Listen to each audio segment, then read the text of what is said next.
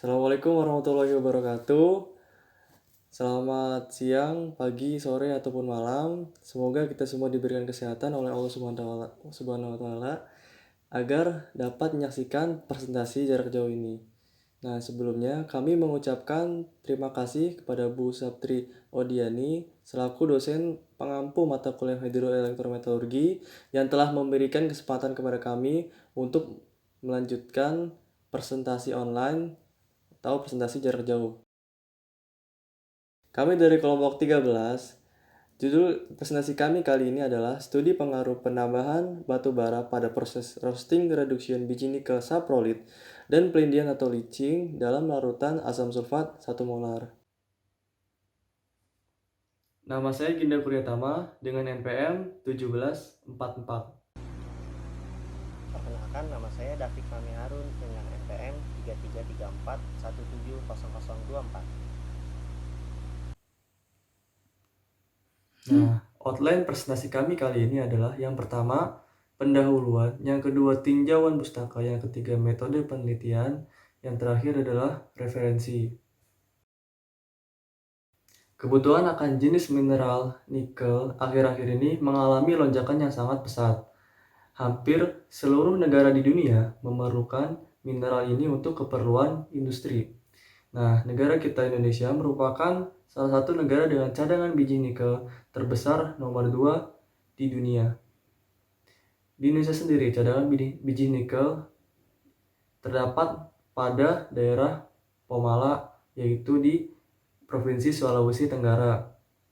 Potensi endapan nikel laterit di Indonesia yaitu pada Pegunungan Kukusan sebanyak 126 juta ton, pada Pomala sebanyak 136 juta ton, pada Sarawak dan sekitarnya yaitu sekitar 100 juta ton, dan pada Pegunungan Sebuku yaitu sekitar 426,5 juta ton.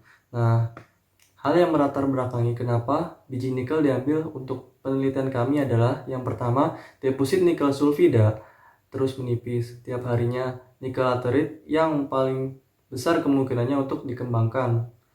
Biji nikel saprolit terbentuk karena adanya proses geothermal, yaitu terbentuknya endapan dari biji nikel laterit. Biji saprolit termasuk klasifikasi biji laterit dengan kadar magnesia tinggi. Nah, kenapa tidak memakai cadangan nikel terbesar pada P Sebuku sebanyak 426 juta ton? Yaitu karena kandungan atau kadar nikel pada P Sebuku relatif kecil dan paling tinggi adalah di Pomala yaitu 1,765%. Nah, ini dia tujuan penelitian kami. Yang pertama, mengetahui efektivitas dari penggunaan proses separasi dengan fluida air sebagai metode separasi biji nikel saprolit. Yang kedua, mengetahui pengaruh penambahan batu bara akibat roasting reduction. Yang ketiga, mengetahui peningkatan kadar nikel melalui proses pelindian dengan asam sulfat sebagai media pelindinya. Rumusan masalah dari penelitian kami adalah proses reduksi dilakukan pada temperatur 1250 derajat Celcius pada tekanan 1 atmosfer. Jenis reduktor yang digunakan adalah briket batu bara. Kadar reduktor yang digunakan sebagai parameter yaitu 8%, 16%, 24%, dan 32%. Proses pelindian dilakukan dengan menggunakan larutan asam sulfat sebesar 1 molar sebagai media pelindihnya. Berikut ini adalah tinjauan pustaka pada penelitian kami. Yang pertama adalah biji nikel saprolit. Biji nikel saprolit sendiri memiliki senyawa NiO yang umumnya memiliki warna hijau.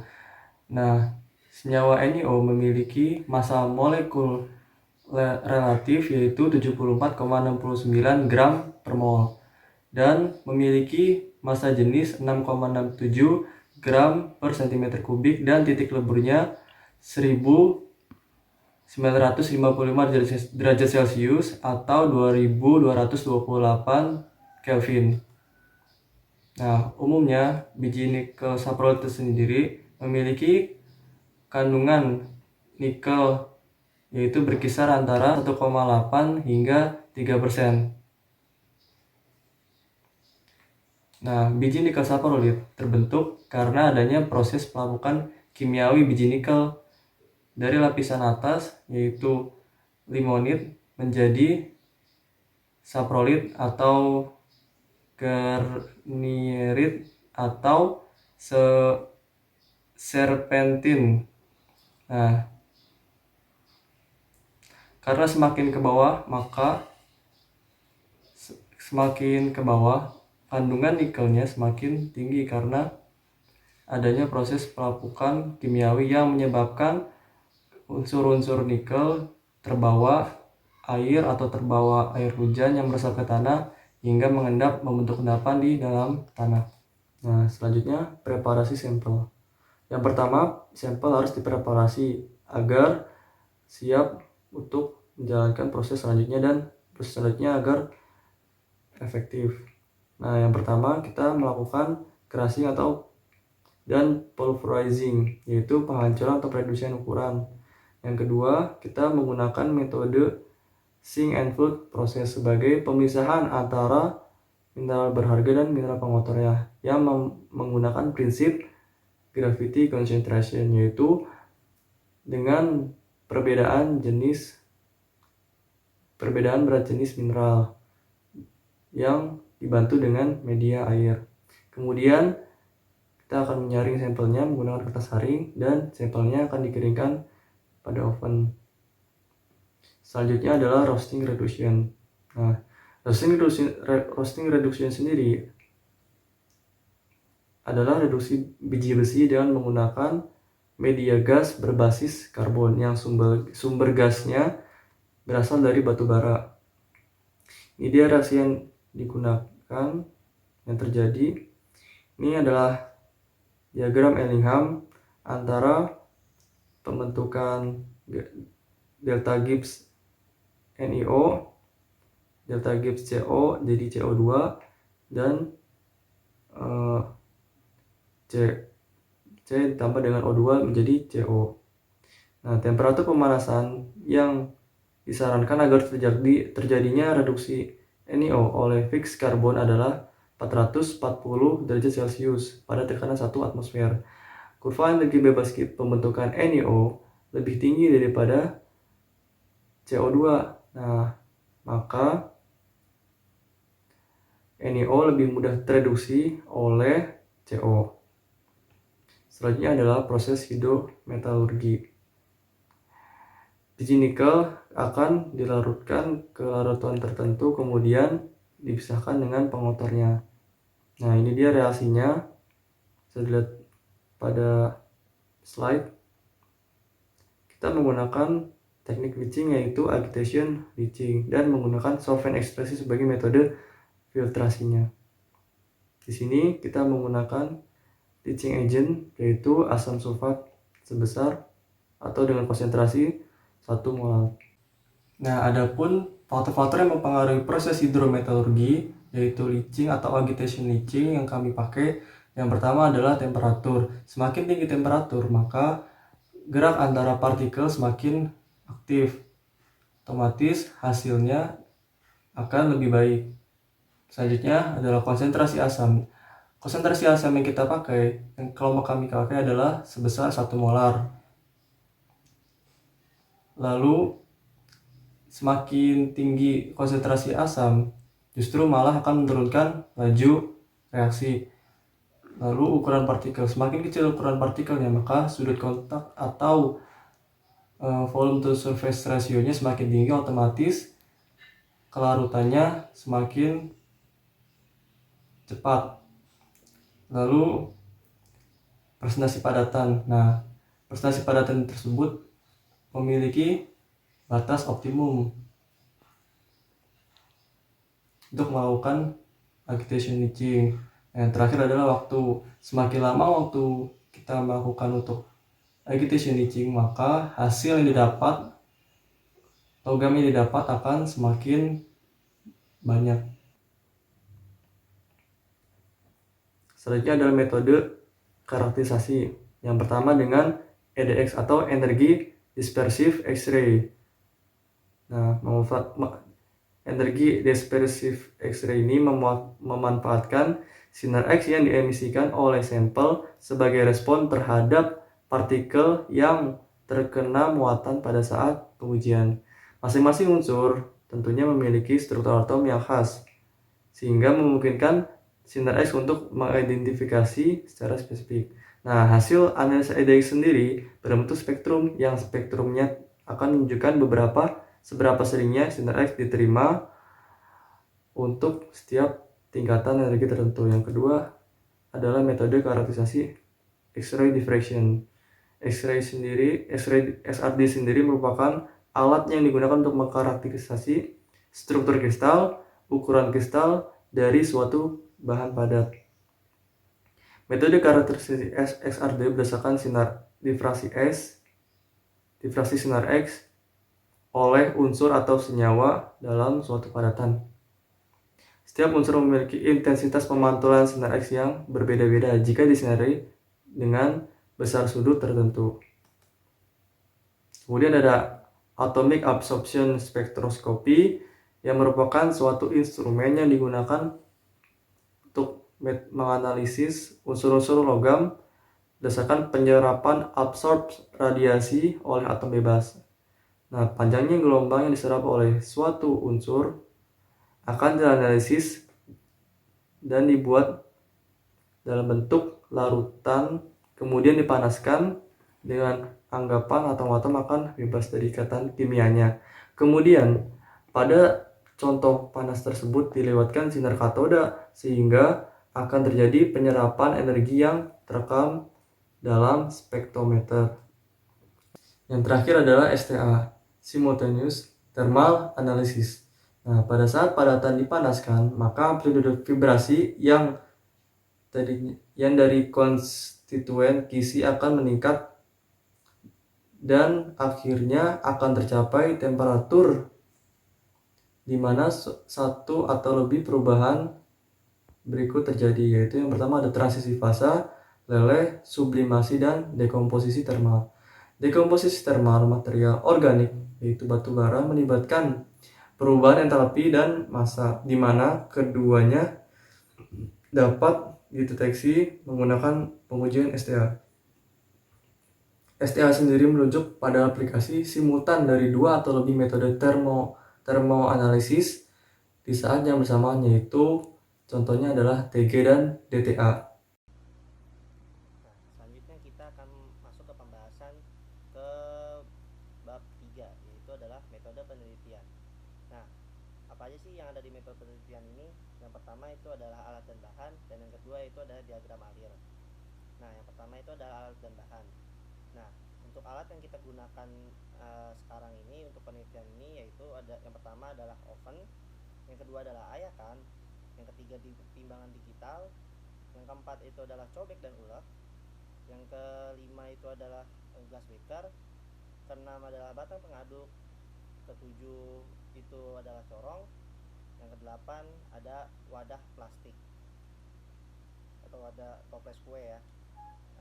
Yang selanjutnya itu adalah kertas saring, aluminium foil, plastik clip, wadah air atau ember, furnace, shutter tip, stirrer, dan juga heater. Lalu ada penjepit, cawan, dan pengaduk dari licing. Kurang lebih ilustrasi pengaduk licing itu seperti ini. Lalu bahan yang digunakan yaitu adalah saprolit. Ya, yang berikutnya itu adalah diagram alir. Nah, kita masuk ke diagram alir yang pertama, yaitu adalah preparasi sampel biji saprolit. Yang pertama yaitu adalah sampel biji saprolit dihancurkan atau di-crushing agar ukurannya menjadi halus. Yang kedua yaitu adalah diayak atau di screening. Tujuannya itu adalah untuk menyeragamkan agar ukurannya sama atau seragam. Nah, setelah diayak, maka sampel dibagi dua, ada yang dikarakterisasi awal, ada yang jadikan sampel untuk separasi. Nah, untuk yang karakterisasi awal ini kita menggunakan metode STA. Tujuannya adalah untuk mengetahui apakah reaksi yang akan terjadi oleh sampel biji saprolit ini adalah endoterm atau exotherm. Dan yang kedua yaitu apakah reaksinya ini reversible ataupun tidak. Nah, yang satunya lagi yaitu sampel untuk separasi. Nah, proses separasi yang kita lakukan ini yaitu adalah floating proses. Nah, floating proses ini biji saprolit dimasukkan ke dalam wadah plastik lalu dialiri oleh aquades secara perlahan. Selama aquadesnya mengalir ke biji saprolit tersebut diaduk menggunakan batang pengaduk. Setelah diseparasi, yaitu langkah selanjutnya itu dilakukan penyaringan agar memisahkan sampel biji saprolit dengan air. Nah, setelah disaring, langkah selanjutnya itu adalah drying. Fungsi dari drying ini adalah untuk menghilangkan kadar-kadar air pada sampel biji saprolit.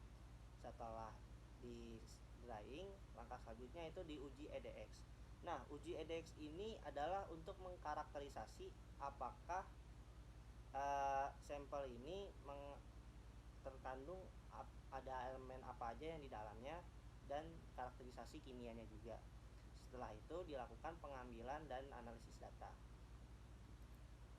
Selanjutnya yaitu adalah proses roasting reduction. Nah, sampel biji saprolit yang telah diseparasi tadi di mixing dengan briket batu bara. Nah, untuk kandungan briket batu baranya sendiri itu adalah ada 4 kandungan agar ada variasinya. Ada 8% batu bara, 16% batu bara, 24% batu bara dan 32% batu bara. Jadi ada 4 variasi dari sampel biji saprolit tersebut. Setelah di mixing, langkah selanjutnya itu adalah dikompaksi atau dipadatkan. Setelah dipadatkan baru di roasting reduction. Nah, hasil dari roasting reduction ini ada yang diuji EDX kembali, ada yang diuji XRD. Nah, ada juga sampel biji saprolit yang tidak dicampur dengan briket batu bara atau di mixing dan langsung diuji XRD. Tujuannya itu untuk karakterisasi struktur kristal yang terkandung pada sampel biji saprolit tersebut, apakah ada perbedaan atau tidak. Dan yang satunya lagi, setelah uji EDX ini dilakukan untuk mengetahui setelah di roasting reduction hasilnya seperti apa. Nah, yang terakhir yaitu adalah pelindian atau leaching. Tadi disebutkan di proses roasting reduction untuk pencampuran briket batu bara sendiri ada 4 kategori ya, atau 4 variasi, yaitu 8% batu bara, 16% batu bara, 24% batu bara, dan 32% batu bara. Nah, sampel yang telah di roasting reduction tadi itu dilakukan leaching atau pelindian dengan menggunakan H2SO4 sebanyak 1 molar. Nah, setelah di leaching maka dilakukan penyaringan. Nah, penyaringannya sendiri itu ada hasil penyaringannya itu menghasilkan residu ya. Mohon maaf ini salah, residu. Yang kedua yaitu hasil penyaringannya dikasih pregnant leach solution. Setelah itu diuji AAS. Nah, uji AAS ini berfungsi untuk analisis kimia unsur apa aja yang terkandung setelah dilakukan roasting reduction dan leaching berdasarkan penyerapan pada atom bebas di dalam sampel tersebut. Nah, diagram alir tadi